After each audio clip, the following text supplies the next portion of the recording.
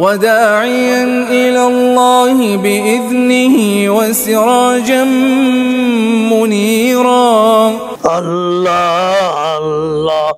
الله لا إله إلا هو সম্মানিত ভাই ও বোনেরা মাঝে মাঝে নবীজি প্রতি কাসিদা পড়ে নিবেন শুনবেন তাহলে আত্মা অনেক তৃপ্তি সুন্দর তৃপ্তি লাভ করবে আমি সময়ের অভাবের কারণে কাসিদা সমূহ পড়ার ইচ্ছা ছিল তারপরে আবার কোথাও কোন স্থানে সময় পেলে পূর্ব মাঝে মাঝে বাংলা কাসিদা সমূহ কালামে পাক সম্পর্কে হাদিসে রাসূল সাল্লাল্লাহু আলাইহি ওয়াসাল্লাম বুখারী শরীফ প্রথম খণ্ড 9 নম্বর পৃষ্ঠায় হাদিস শরীফে হযরত আবু হুরায়রা রাদিয়াল্লাহু আনহু থেকে বর্ণিত তিনি বলেন ক্বালান নবী সাল্লাল্লাহু আলাইহি ওয়াসাল্লাম মা মিনাল আমবিয়াই নাবিয়্যুন ইল্লা উতিয়া মা মিথলাহু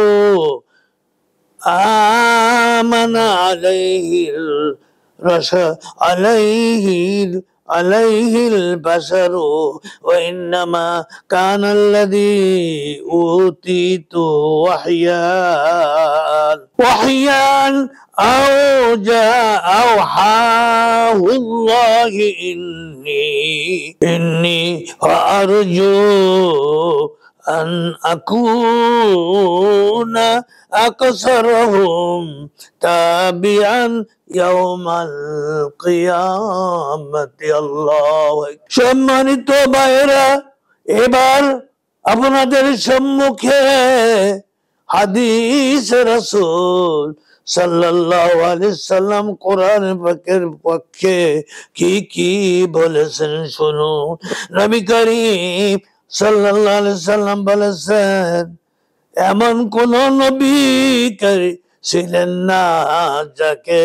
মুজিজা দেওয়া হয়নি যা দেখে লোকেরা ঈমান এনেছে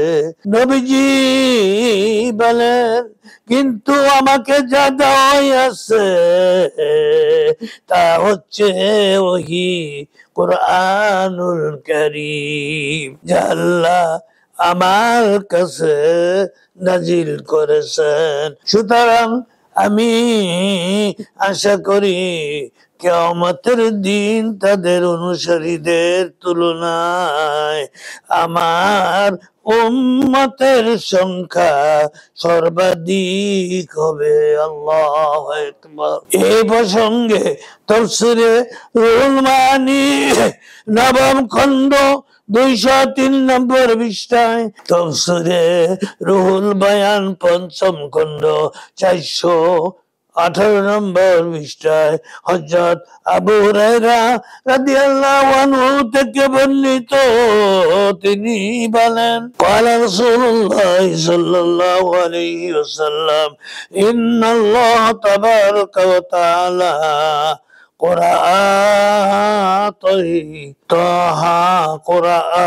طه ياسين قبل يخلق السماوات والأرض ب1000 عام فلما سمعت ملائكة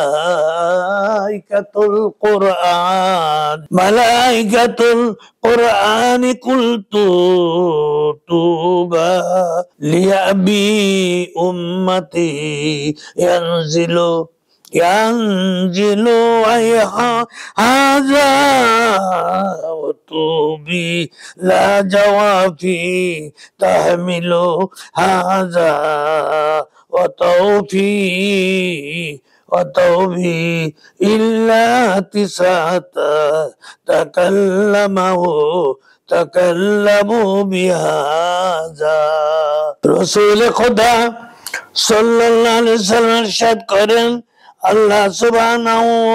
ওয়া তাআলা নবমণ্ডল ও ভূমণ্ডল সৃষ্টি করারও 2000 বছর পূর্বে। অপর এক হাদিসে বর্ণিত আদম আলাইহিস সালাম সৃষ্টি 2000 বছর পূর্বে সূরা তাহা, সূরা ইয়াসিন ফেরেশতাদেরকে শোনাইয়াছিলেন। অর্থাৎ নবমণ্ডল ভূমণ্ডল সৃষ্টির 2000 বছর পূর্বে।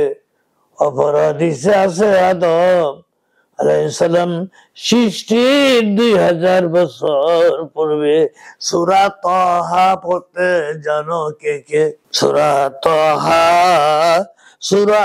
ইয়াসিন ফেরেশতাদেরকে আল্লাহ সুবহানাহু ওয়া তাআলা শুনাইয়াছিলেন। আল্লাহ। তখন ফেরেশতারা বলেছিলেন, ওই উম্মত অত্যন্ত ভাগ্যবান ও বরকতময় যাদের প্রতি এই সূরাগুলো অবতীর্ণ হবে, তারা পুণ্যবান যারা এগুলো তেলাওয়াত করবে, এবং তারা অপরিসীম সৌভাগ্যশীল যারা এগুলো পাঠ করবে। এই বরকতময় সূরাই রাসূল খুদা সাল্লাল্লাহু আলাইহি সাল্লামকে হত্যার উদ্দেশ্যে আগমনকারী ওমর ইবনুল খাত্তাবকে তার প্রতি বিশ্বাস স্থাপন করতে এবং রাসূল খুদা সাল্লাল্লাহু আলাইহি সাল্লামের পদতলে লুটিয়ে পড়তে বাধ্য করেছিল। আখিরু দাওয়ানা আনিল হামদুলিল্লাহি রাব্বিল আলামিন।